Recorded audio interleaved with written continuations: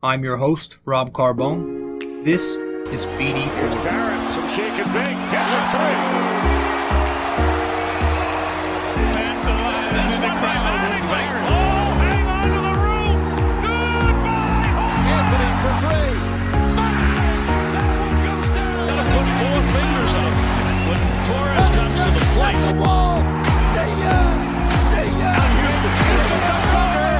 Got it. Yankees win. Alright, what's happening, everybody? Episode 276 of the podcast. Welcome to BD4. I'm your host, rjcarbone. Sunday, August 22nd, as I record. Yankees coming off another sweep. Ho-hum. 9 in a row for the Bronx Bombers. Hope everybody's doing well.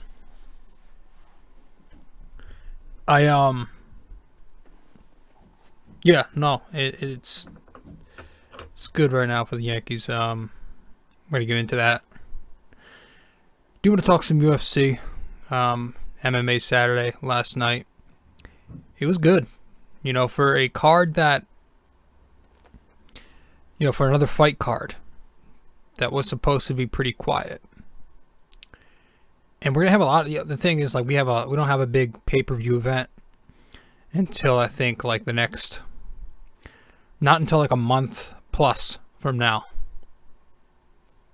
which is disappointing, but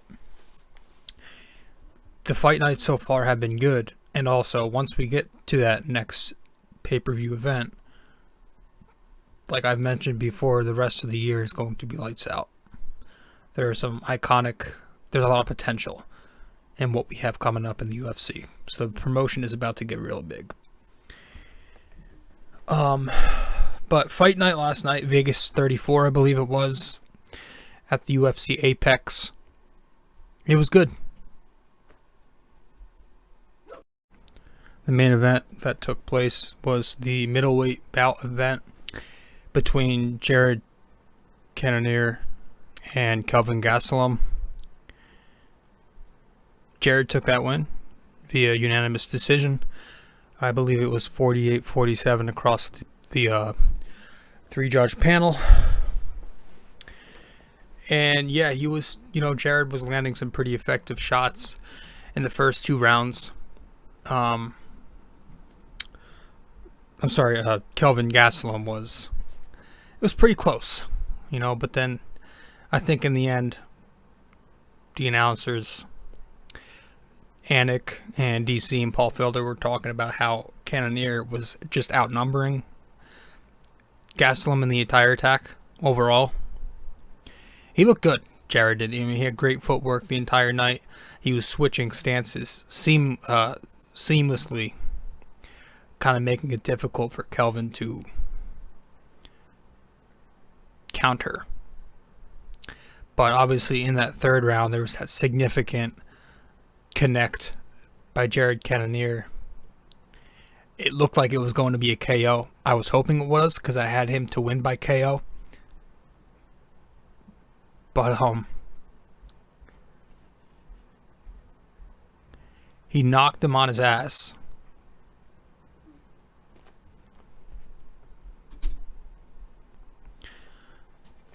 But Kelvin Gastelum gets back up right away like nothing happened. Completely unfazed. I mean, the man has a chin. Everybody knows that. He may have lost again. It's 4 out of 5, I believe. But he's always competitive. I don't think he's ever lost. I think all of his losses have been by decision. I know he's never been knocked out in a fight. He's still only 29 years old, so he's not going to be cut or anything, but as competitive as he's been, he's not getting a big fight anytime soon after that loss.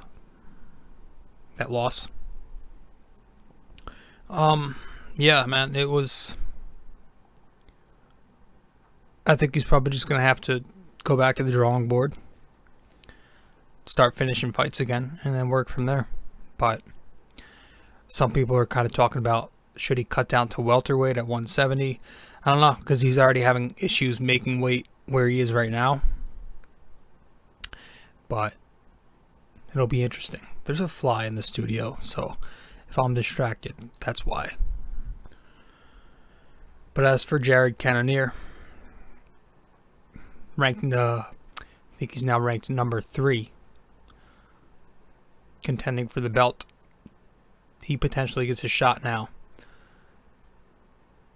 at the Adesanya Whitaker fight. That's supposed to be pushed back to 2022 because the contract talks are still in the works. But I think him and Izzy have wanted to fight for a bit. At least Adesanya has wanted to fight Jared Cannonier. So that'll be interesting, something to look forward to for sure. The lightweight bout was the co-main event between Mark Madsen, dude who was just in the Olympics, and he defeated Clay Guida via split decision. It was 29-28, 28-28, and somebody put 30-27. One of the judges had. You know, the majority of that fight, both were on their feet. It was a boxing match. Madsen trying to clinch, Guida using his technical striking and his power. He's a big dude. He's very active out there. He's always moving. Early on, Guida stunned Madsen, but they both stayed on their feet. Madsen using his successful boxing skills, and there were a lot of leg kicks from both sides, a lot of low kicks. But eventually, the decision went to Madsen. Some people thought it was a robbery. Throw that word around so much. I just don't think, not every close fight has to be a robbery. I had money on Guida. I wanted Guida to win. It was unfortunate. Very unfortunate because I'm a fan of him, but I wouldn't say it was a robbery. You could disagree with it, but I wouldn't say it was so outright blatant that Guida should have won. I have no problem with them calling it the way they did last night. After the win, in his interview with DC, you had Madsen calling out Gregor Gillespie. So that's probably going to be his next fight. As for Guida, now 4-4 in his last 8. He's been there a while, man. He's been in the UFC since 2006. So I really don't know where he goes from here. Those were the 2 main events. There were a lot of other solid fights too, though. You know, Alexandre Pantoja got the impressive second-round tap versus Brandon Royval. There was that rear naked choke to submit him. That was sick. First round was very wild too. A lot of leg lock attempts.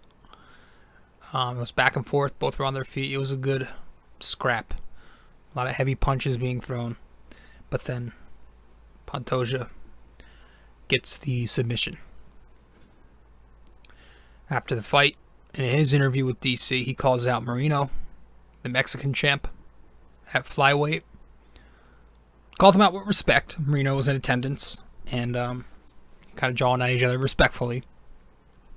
So does he get the flyweight title shot now? And if he does, it's going to be their 3rd fight. I believe Pantoja has beaten Moreno both times, if I read correctly.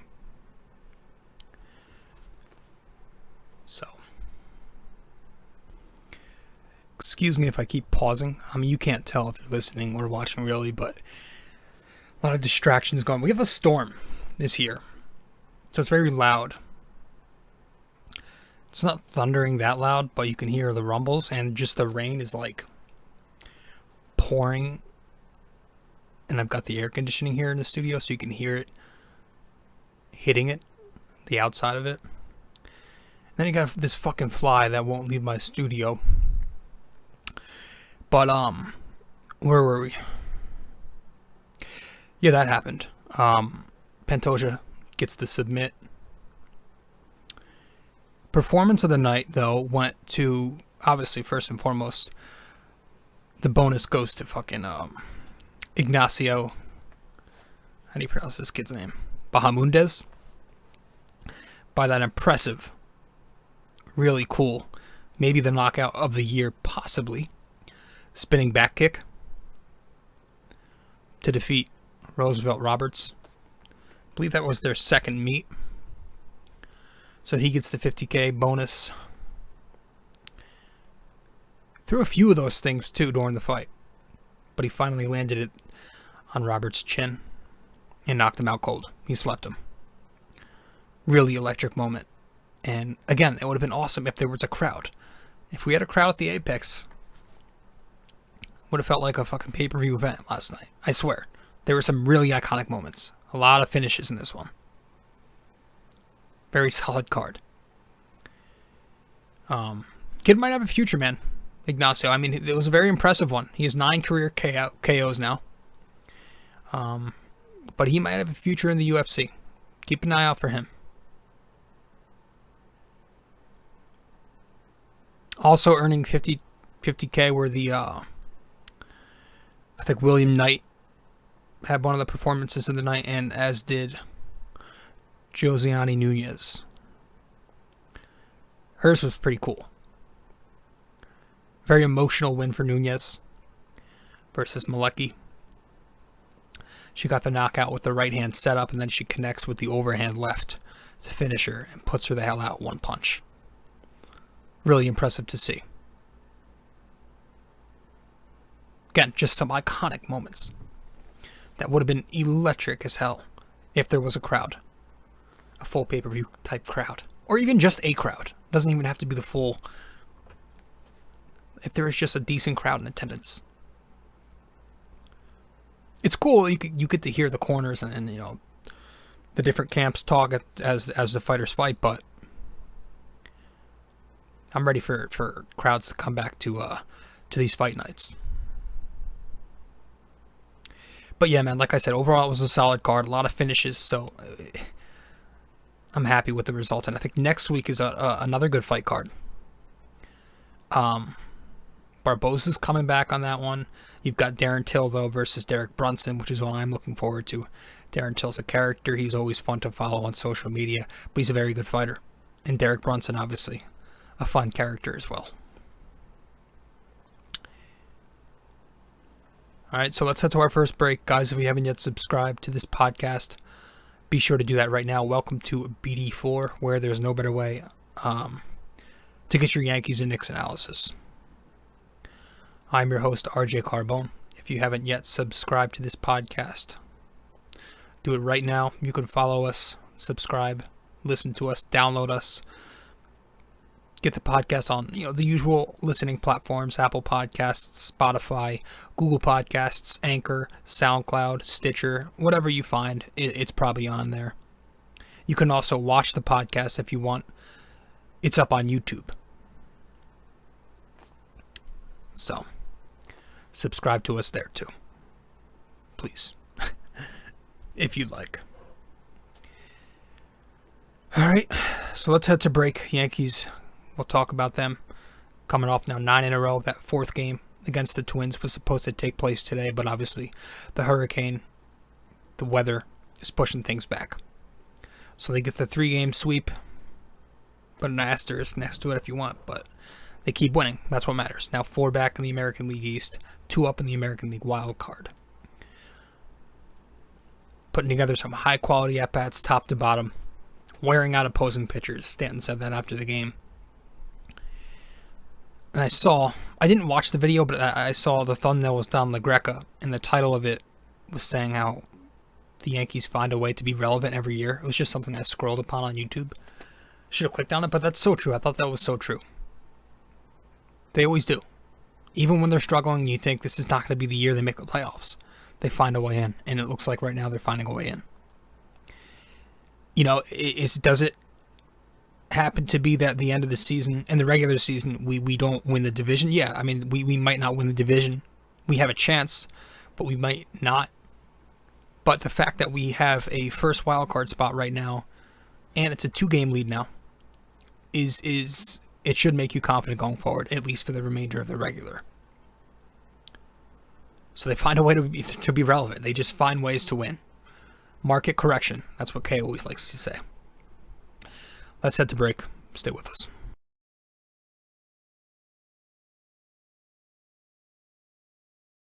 You are listening to RJ Carbone on BD4. If you haven't yet subscribed to this podcast, you can do that right now. BD4 is available on iTunes, Spotify, Google Podcasts, Anchor, and you can also watch it on YouTube. There are plenty of other platforms to find this podcast. All you have to do is go to linktr.ee/rjcarbone, and that will take you to where you need to be. linktr.ee/rjcarbone in order to subscribe to this podcast.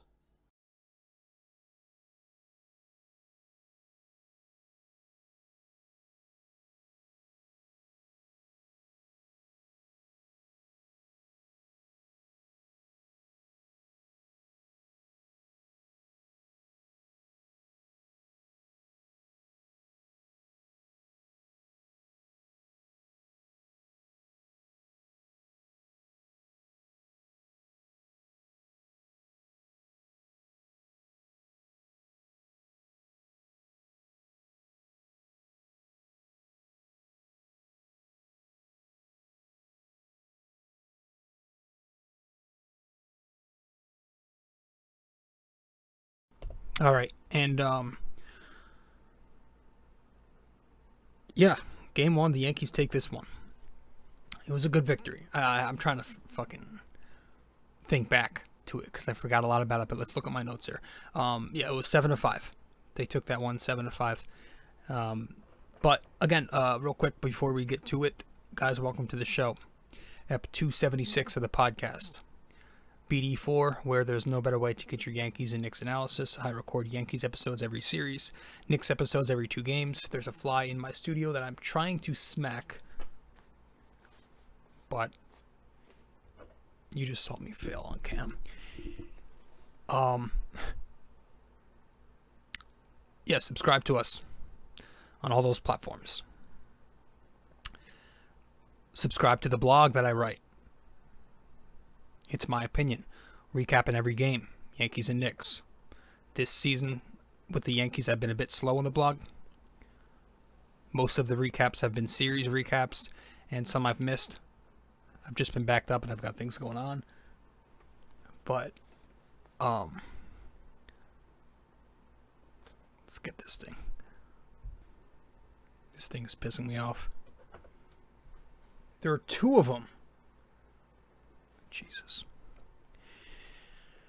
Yeah, podcast, blog, all that stuff. You know where to go. linktr.ee/rjcarbone. linktr.ee/rjcarbone. That is my link tree. All that information, including my social media, not my social security. Yankees win the first game 7-5. It's Taillon versus Gant. You've got Yanks obviously getting off to a big 6-0 lead. Velazquez continuing his strong season with New York since getting the call. Leads off the third with a triple. Kyle Higashioka then doubles him in. Tyler Wade then walks, and then you get Luke Voit with a double to plate 2 more. Rizzo then gets the sac fly to bring in Voit from third base, 4-0 Yankees after 3. Higgy later pulls one just past the foul pole fair into left field, second deck, 6-0 Yanks. Meanwhile, Taillon, 5 shutout. Fastball was excellent again, remaining above the letters with it, getting swings and misses. The curved even looked sharp too to complement that fastball. But he goes out for 6. The question was, should have Boone sent him back out for 6? You know, the analytics say he's not great third time through the order. Or do you go the old school way and say, just keep flowing because he's pitching well and in rhythm? I'm always going to side with that, with the old school way, because that's who I am. This time it didn't work out. He kind of gets smacked around in the 6th. Jake Cave, former Yankee prospect, takes him deep. Then he surrenders 3 consecutive hits, a couple of doubles in there. Makes it a 6-3 game eventually, and he's pulled through Wandy Peralta. So, would have been a stellar-looking line, turns into a solid, adequate-looking line. But still another solid start from Taillon. 5.15 hits, 3 runs, 5 Ks. Continues to pitch well. That's what you ask. They got him to be a solid number 3, in my opinion, and he's pitching like one. When you look at his overall year, he's been more than that, obviously, last month or two. Wandy comes in. Needs just 7 pitches to get through the 7th or the 6th, and then pitches the 7th effectively as well, keeps the Twins quiet. 8th inning, Britton not sharp again. Infield single, a wild pitch, advances a runner. Later he gives up a single to score a run at 6-4. Later on, the two sides kind of trade solo shots. Stanton goes deep off Albers in the bottom of the 8th with a laser to the porch. Then it's Miguel Sano off Green in the 9th inning. But the Yanks do win. The pen gets enough. 3.2 innings, 2 runs, 5 Ks combined between Peralta, Britton, and Green. The bats go for 7 runs altogether, 7 hits, 2 walks, 8 strikeouts, no double plays hit into, 3 for 4 in scoring position, 1 stolen base. Another game that could have been a blowout, but it ends up being, not a nail biter, but closer than it should have been. But fortunately, the next 2 games, we finally get some easy ones, which is not what we get this year a lot. So we go to game 2 of the series. The Yankees take this one 10-2. Cortes on the mound. Voit shines again as Cortes continues to raise eyebrows. This game was over after the first couple of innings. First inning, Yanks bat around. They get 3 walks, a hit by pitch in there, 3 singles. Guardy's contributing. It's 4-0 after the first. Second inning, DJ singles to lead it off. Judge goes deep to right field. 6-0 Yankees. Voit gets a ground rule double in the 4th. That plates 2 more. Then he goes deep in the 7th off Barraclough. Makes it 8-2 Yankees. 10-2 after DJ goes deep, pulling a 2-run bomb to left off Barraclough in the 8th. Altogether, the bats, 10 runs, 10 hits, 7 walks, 7 Ks, double play hit into, 4 for 8 in scoring position. Another strong start for Cortes. 7 innings, 4 hits, 2 runs, 2 walks, 7 Ks.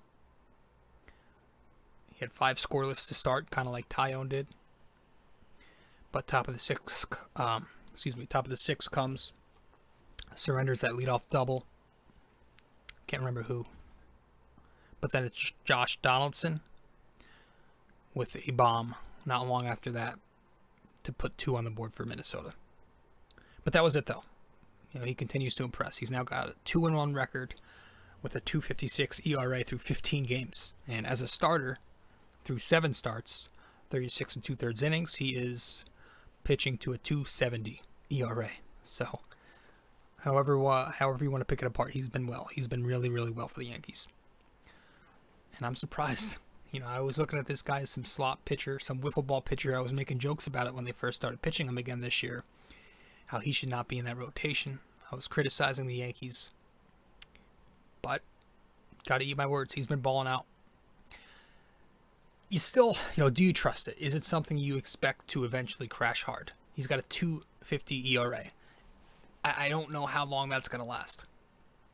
But you go with it right now. You be happy about it, and you're more than content. And you keep riding with it, obviously. You got to keep him in the staff, even when we're as healthy as we get. We're not going to be fully healthy ever, but when we get healthy, you got to keep throwing Cortes. And that was the second game of the set. The final game of the set, game 3. Yesterday, Yankees took it 7-1, another blowout victory. Kenta Maeda going for Minnesota. We had Garrett Cole in his second start since COVID. Yanks put 2 on the board. They put 1 on the board in the second inning. Wade base hit to shallow left. Break it open in the 5th. Wade again. After Maeda gets the line out to start the inning, Wade doubles off of him. Then DJ singles, and then Rizzo gets hit by a pitch to load the bags for Judge. Wild pitch, the 15th wild pitch the Yankees score on this year, puts a run on the board. Then Judge walks to reload the bases. That's when Kenta Maeda is pulled for Garcia to face the right-handed hitting Stanton. Stanton, though, goes the opposite. Well, no, he pulls one to left field for a double. That scores 2 runs. Later, Voit doubles in 2 more. It's 6-0 Yankees. Teams trade solo homers again in the 8th. This time it's Polanco off Litke in the top. In the bottom half, you have the Bronx native continuing to kind of warm hearts here in New York. The emotional home run in the 8th. You see his family there crying.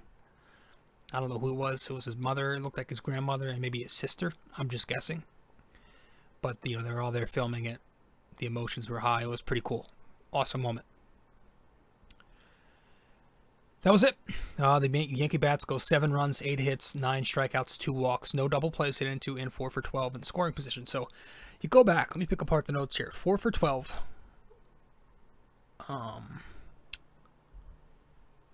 4 for 12. 3 for 8. I'm sorry, 3 for 4, 4 for 8, and 4 for 12. So I don't know off the top of my head, but that's pretty damn good in scoring position. That's got to be a positive there. So they're starting to bring home men on base. That was a big series for them. I know the Twins pitching staff isn't, the most lights out, but we're doing the job. So, now I got to find my way back to where I was.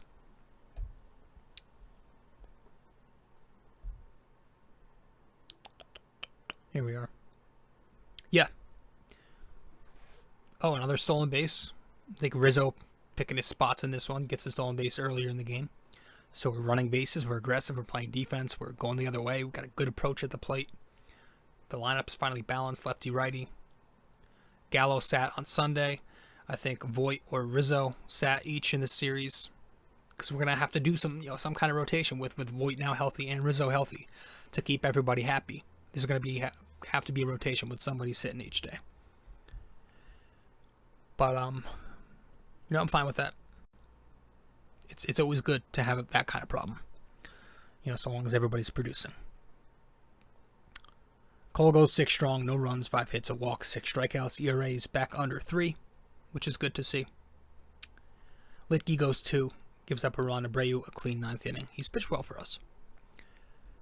So, yeah, things are good. DJ LeMahieu, his last 18 games. I'm going to read off here. He's batting .320 with an .874 OPS. But what I like, 10 RBIs and 8 extra base hits in those 18 games. It's nice to see him hitting well again, but the powers, maybe it's starting to come around, you thinking? He pulled one, too, in this series. Stanton got his first multi-hit game on Saturday. His first since August 7th. His last 18 games, Stanton's hitting .328, .997, which I did not expect. I didn't think he was hitting that well. 4 homers, 3 doubles, 15 ribbies. So the power's there too. He's playing the field more lately, obviously, like I said, with Voit healthy, Rizzo back, so we'll see what happens. Voit, though, proving a point. Since his return, 13 games, he's batting .320. OPS is just 10 points below 1,000. He's got 7 extra base hits and 17 RBIs in those 13 games. So he's producing like hell. Velazquez continuing to make contributions here. One of those guys you're thinking, you want him to stay here, but he's probably got to keep producing to stay, especially with Cortes. I don't know when he's coming back. But Velazquez, big moments since the Boston series, last 6 games, 6 for 17, 6 RBIs, 2 extra base hits. Judge remains consistent. Overall, the offense has looked good. 50 runs during this 9-game streak, which I think it's about 5.5 runs per game, if I calculated that correctly off the top of my head here. And, we're getting on the board early a lot lately, which I like. Right? It's always good for confidence. So, and then pitching, obviously, has also continued to hold it down. Cole's been solid since his return. Cortes continues to mow him down. Taillon continues his quality pitching. And then I think Domingo had a setback, but Heaney at least had a dominant outing his last time out. I think he's pitching on Monday, or is it Montgomery? I'd have to check. But yeah, man, that's all we've got.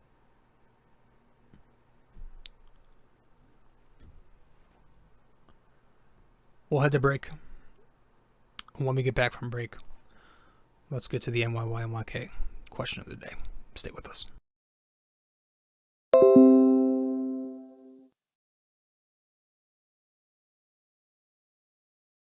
You can follow me on Facebook at r.j.carbone.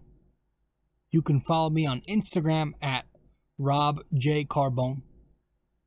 And you can follow me on Twitter at nysportstalkrc. And if you want to follow along with the blog that I write, subscribe to It's My Opinion on nysportstalkrc.wordpress.com.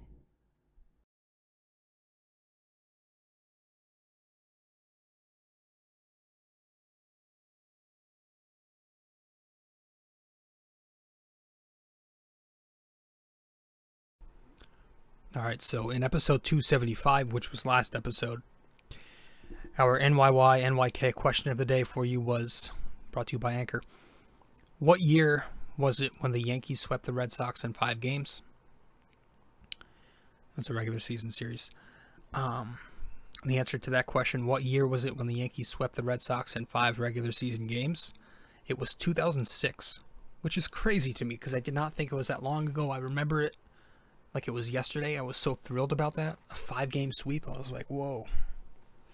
But 06. One second here. Okay. This episode, 276, our NYK question of the day, brought to you by Anchor. Best way to make a podcast, go to the Anchor app or go to anchor.fm or to... The best way to make a podcast, go to the Anchor app and download that. Or go to anchor.fm. Podcasting made easy.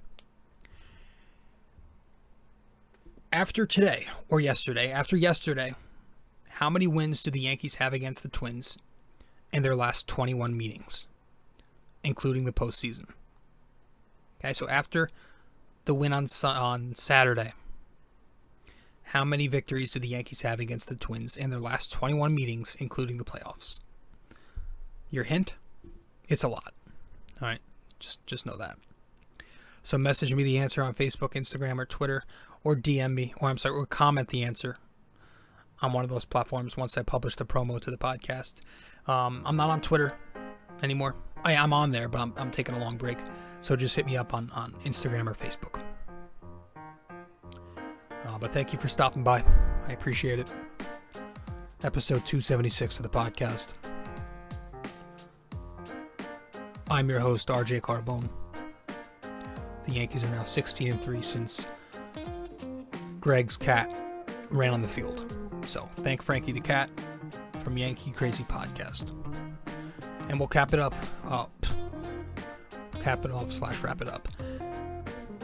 2 things at once. We'll wrap it up. All right, guys, thank you so much for stopping by. I'll see you next time. Ciao.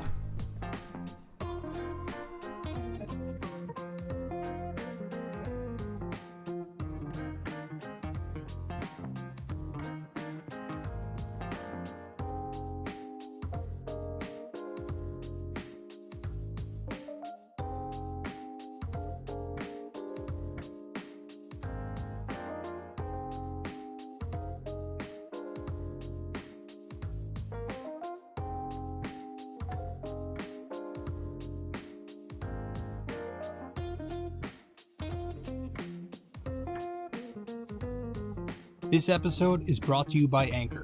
Podcasting made easy.